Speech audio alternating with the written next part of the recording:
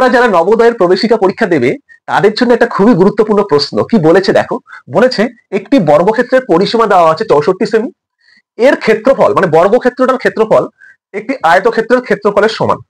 যদি আয়তক্ষেত্রটির দৈর্ঘ্য 16 সেমি হয় তাহলে আয়তক্ষেত্রটার প্রস্থ কত তোমাকে বের করতে হবে। দেখো এখানে বর্গক্ষেত্রের পরিসীমা দেওয়া আছে, আয়তক্ষেত্রের একটা বাহুর দৈর্ঘ্য দেওয়া আছে, আর তোমাকে বের করতে হবে আয়তক্ষেত্রের প্রস্থ কত। অনেকেরই কেমন যেন প্রশ্নটা মনে হতে পারে, কিন্তু কন্ডিশনটা যদি ভালো করে পড়ো এবং বুঝে যাও তাহলে প্রশ্নটা কিন্তু সমাধান করা খুবই সহজ। কি বলেছে আর একবার দেখো, বর্গক্ষেত্রটি পরিসীমা বলেছে, তার মানে এটা যদি একটা বর্গক্ষেত্র হয় এটার পরিসীমা দেওয়া আছে কত 64 সেমি। পরিসীমা মানে কি জানি, পরিসীমা মানে এটার চারিদিকে এক পাক ঘোরা। এবার এক পাক ঘোরা মানে কি বাহুগুলোকেই পরিক্রমা করা, বাহুগুলোকে ঘোরা, তার মানে এর চারটা বাহুকে যোগ করলে আমি 64 পাবো। তার মানে বর্গক্ষেত্রের পরিসীমাকে 4 দিয়ে ভাগ করলে বর্গক্ষেত্রের বাহু পাবো। তাহলে আমরা এটা আগে করে নিই। তাহলে বর্গক্ষেত্রের বাহুর দৈর্ঘ্য কি হবে,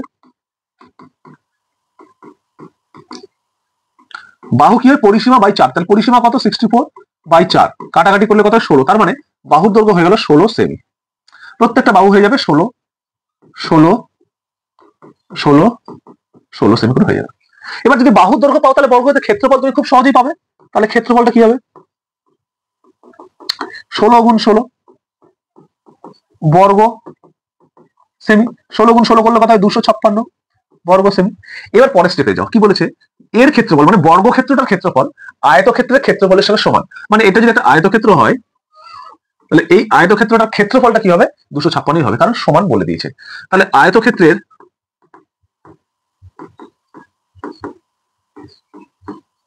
ক্ষেত্রফল কত 256। আবার তুমি আয়তক্ষেত্রের ক্ষেত্রফল কি করে বের করো, দৈর্ঘ্য গুণ প্রস্থ করে। তার মানে আমরা এখানে লিখতে পারি আয়তক্ষেত্রের ক্ষেত্রফল দৈর্ঘ্য গুণ প্রস্থ সমান 256। তোমার প্রশ্নে দেখো কি বলছে, আয়তক্ষেত্রের দৈর্ঘ্য যদি 16 সেমি হয় তাহলে প্রস্থ কত, তোমার দৈর্ঘ্যটা দেওয়া আছে, এটা দেওয়া আছে, এটা কত, এটা 16 ইন্টু প্রস্থ সমান 256। তাহলে এখান থেকে কি হয় প্রস্থ, এটা গুণ আছে এদিকে 16টা, তাহলে এদিকে গেলে ভাগ হয়ে যাবে, তাহলে কি হয়ে যাবে ভাগ করলে 16ই হবে। 256কে 16 ভাগ করে 16 হয়, তাহলে প্রস্থ বেরিয়ে 16। অপশনে কোথায় আছে দেখো, অপশন সি আছে সঠিক উত্তর। যদি বুঝে গেছো খুবই গুরুত্বপূর্ণ অঙ্ক, তাহলে তোমাদের জন্য একটা অঙ্ক আছে। দেখো এটা সঠিক উত্তর কি হবে প্রত্যেকে কমেন্ট করে জানাবে। ভালো লাগলে ভিডিওটা অবশ্যই লাইক করে যাবে।